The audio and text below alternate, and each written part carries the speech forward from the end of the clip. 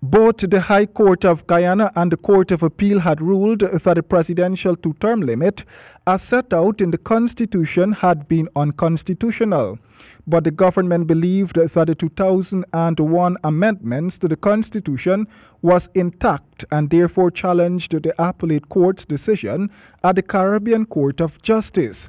Cedric Richardson, a so far unknown man, had argued that he had the right to choose whoever he wants to be president of Guyana, and that Guyana's constitution should not have been amended in 2001 by Parliament to provide for presidential term limits.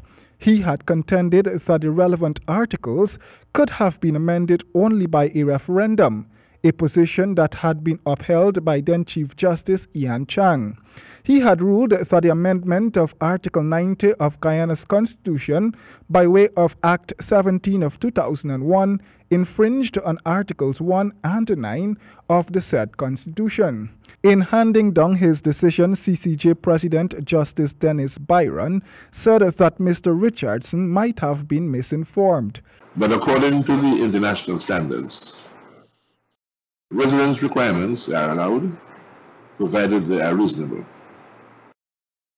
Limits on re-election also pursued the aim of preserving democracy and protected the human right to political participation. Term limits contributed to guaranteeing that periodic elections were genuine and to ensure that representatives are freely chosen and accountable. Mr. Jagdeo has long distanced himself from Mr. Richardson and the third term case, but many felt that it was Mr. Jagdeo who was behind the case to seek re-election to head the country for the third time.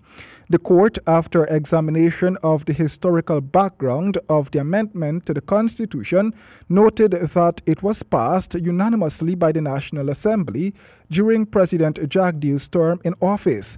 The CCJ felt that it was clear that the amendment did not emerge from the desire of any political party to manipulate the requirements to run for office of president.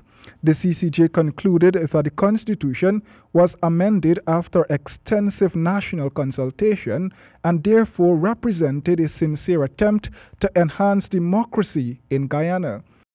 The introduction of term limits did therefore not dilute or water down the democratic status of Guyana. He did say, however, that the restriction that only citizens by birth or parentage qualifying for the presidency of Guyana would at first blush seem discriminatory or at least controversial. But this aspect of the case was never fully developed. Meanwhile, speaking to Nightly News from the Trinidad headquartered CCJ just after the ruling, the country's Solicitor General Kim Kite expressed elation that this matter is finally put to rest. We are very vindicated, very happy with the ruling. It is what we have been submitting throughout this matter. Mm-hmm. So, Guyana could finally rest and be at peace. Right.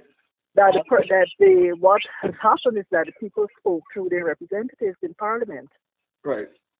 Yes. All right. Thank you very much. So, and this is the final decision. Former President Donald Ramotar also reacted to the ruling. I always thought that the case could have gone either way, right?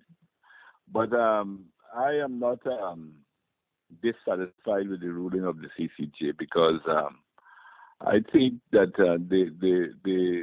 we had reached that position after a lot of wide consultations that was taken throughout the country, and millions of dollars were spent on that very wide consultation. That's why I'm always appalled by those who are talking about constitutional changes and so forth.